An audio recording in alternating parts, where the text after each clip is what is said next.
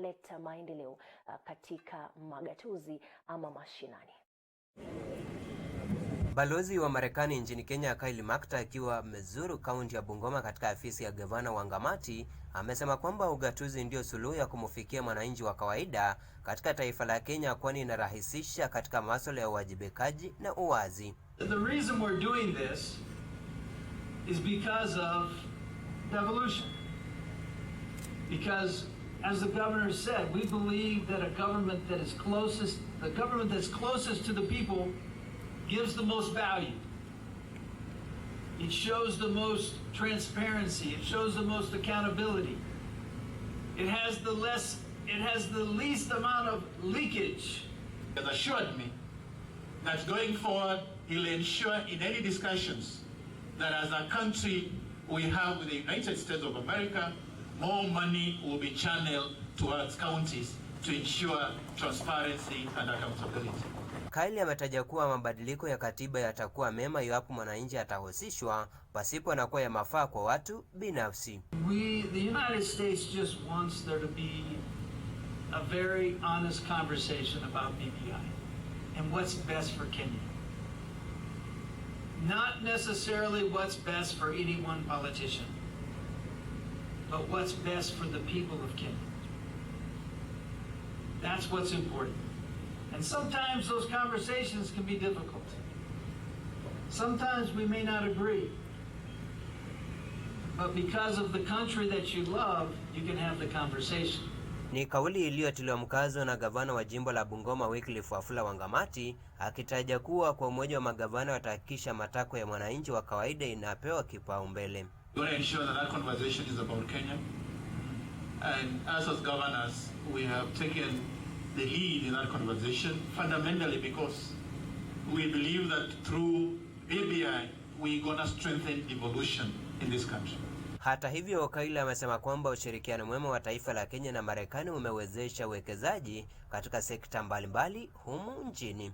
The United States is going to continue to invest in every county, including this one, in health, in water, and in new trade opportunities. Because we are committed to self-reliance for Kenya. Everything we do is going to be about Kenya standing on their own, about Kenya taking care of themselves because they're capable. Taifa la Kenya likiwa limeandamwa na visa vya utovu wa usalama, Kaili amesisitiza kwamba serikali ya Marekani ipo imara kwa masuala ya usalama dhidi ya kundi haramu la Al-Shabaab kwa ushirikiano na jeshi la taifa. The United States is totally committed to standing by, working with, and fighting with Kenya's defense forces to decimate Al-Shabaab.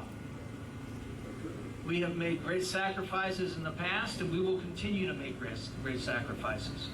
Katika ziara hiyo, gavana wa Ngamati ametaja kuwa anabania kushikamana na uongozi wa Marekani ili kutimiza malengo yake katika kaunti ya Bungoma kwa kufanikisha miradi mbalimbali ikiwemo masuala ya shule za anuwai kutimiza malengo ya 100% ya elimu katika taifa la Kenya. Wanji Sostin, TV47, Bungoma. Na tukiangazia yale ambayo yamekaribiana tena sana na ugatuzi, wakazi wa maeneo ya Kisumu sasa wana sababu ya kutabasamu zaidi, kwa sababu waziri wa uchukuzi na miundo msingi James Macharia amedokeza kwamba 2% ya bandari ya Kisumu ama Kisumu Port ambayo imebaki ama imesalia bila kabla ya kumalizwa huenda basi ikakamilika chini ya muda wa wiki 2. Lakini James Macharia pia amedokeza kwamba hadi sasa serikali haijaweza kubaini kwamba ni hela ngapi ambayo imetumika katika kuunda bandari ya Kisumu ama Kisumu Port. Waziri wa uchukuzi na miundo msingi nchini James Macharia amesema tayari bandari ya Kisumu imekamilika kwa 98%. Akizungumza na wanahabari mapema leo baada ya kuzuru bandari hiyo, Macharia amesema wanatumai 1% iliyobaki itakamilika ndani ya wiki 2, huku akiongezea kwa sasa serikali haiwezi kubaini ni kiasi kipi cha pesa zilitumika kuikarabati bandari hiyo hadi kukamilika kwake. We have done the assessment with the county commissioner, with the DCC, with the chairman of Kenya Ports Authority, with the MD of Kenya Ports Authority, with Kenya Railways, and we have assessed, we have agreed the port is ready about 80%. complete. And we agreed that within the next 2 weeks, the 2% which is outstanding will be completed. So this is an ongoing operation. It's an ongoing project. Until it's completed and we have the final balance sheet of what has been spent, then we cannot be able to tell you because there is still works which are ongoing. Hata hivyo, Bwana Macharia amesisitiza kuwa serikali iko tayari kumaliza miradi zote zilizokwama kuanzia mwezi Machi mwaka huu. We are doing two things, not just for Kisumu, but for the entire country. You are aware there were some challenges in terms of completing certain roads across all the counties. But what you've done is to get the law changed for what we call the Kenya Roads Board, for them to be able to issue a bond. That law was signed on the 6th of December by the President, so now it's law. In the process now, Kenya Roads Board, with that ability to issue a bond, they are sourcing for advisor so that we can have an arranger for that bond, which will be available. The funds will be available by March. After that, we shall be able to complete all the projects which you may have stored across the country. Kuzuru kwake kunajiri huku vijana wengi katika kaunti ya Kisumu wakiitaka bandari hiyo kufunguliwa rasmi kwa haraka. Hatuna job sahi hazi, na tulikuwa tunategemea import at least ikifunguliwa tatu increase, unaona, ita increase job employment, tatuongeza majob, lakini sahi haipatikani. So tunaomba serikali wana plan gani ama wanahesabu gani na hiyo port. Daniel Dembede, TV47, kaunti ya Kisumu. Na shukrani sana ni TV47 Breakfast mtazamaji. Naona Victor Adoli tayari amesharauka nasi, anasema good morning. Good morning to you Victor Adoli. Unatazama TV47 Breakfast awamu ya Jumanne. Mtazamaji, unaweza kuzungumza nami kule mitandao ni uniambie kwamba unataka kumrausha nani na utamrausha na reggae music gani. Wanasema kwamba nobody can stop reggae.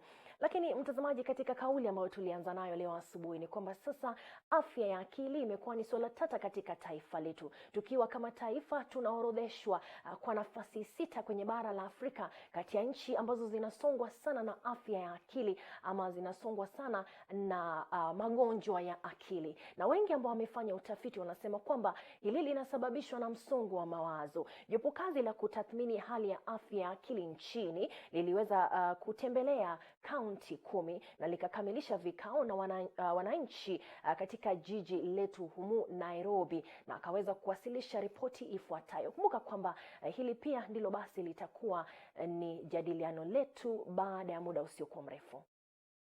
Visa vya kujiua, vita vya kinyumbani na vya kijinsia vimeendelea kushuhudiwa nchini na vinasemekana kuongezeka. Wataalamu washabaini kwamba visa hivi vinachangiwa na hali ya afya ya akili ambayo inahitaji matibabu.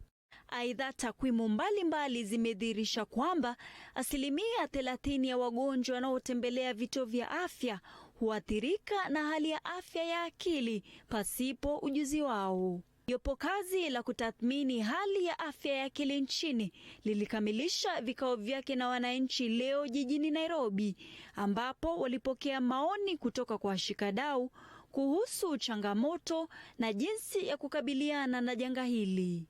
There has been failure to integrate mental health services, not paying much attention to prevention, to mitigation of the mental health issues as we provide human services. Lack of Mathare being autonomous has resulted in a serious crisis in its financing. And what has that led us into? We have dilapidated structures.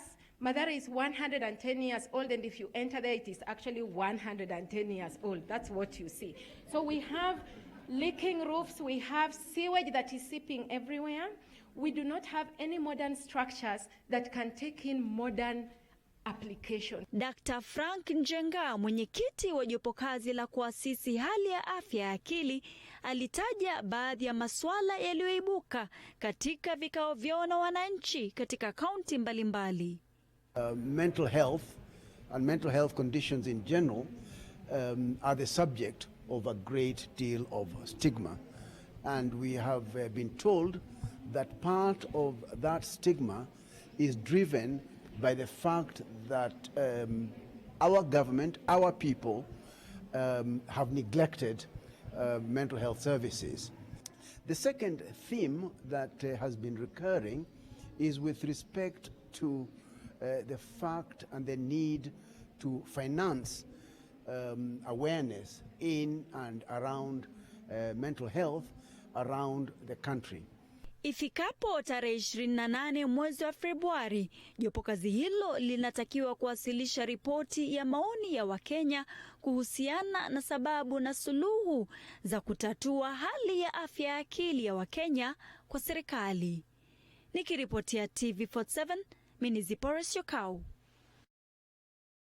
Na shukrani sana Zipora Siokau. Mtazamaji, tutakuwa tukizungumza kuhusu swala hili la afya ya kiakili, na swali ambalo nakuuliza asubuhi ya leo tuweze kujadiliana ni je, unadhani kwamba ni kipi kinachosababisha magonjwa ya akili katika taifa letu? Ni kipi haswa kinachosababisha magonjwa ya akili katika taifa letu? Kwa sababu tumekuwa na maafa, tumekuwa na watu ambao wamejitia kitanzi, tumekuwa na watu ambao wameangukia wenzao na kuwaua, na wanasema kwamba huenda ni kwa sababu ya msongo wa mawazo ndipo basi wakaweza kuathirika kiakili. Zungumza nami, nambari ya SMS ni 22047 ama kule mitandaoni @TV47KE kwenye Twitter na hata kwenye Facebook. Nitapakua maoni yako moja kwa moja hewani. Naona Grace Wanja Kiboi unatazama moja kwa moja nami kule mitandaoni.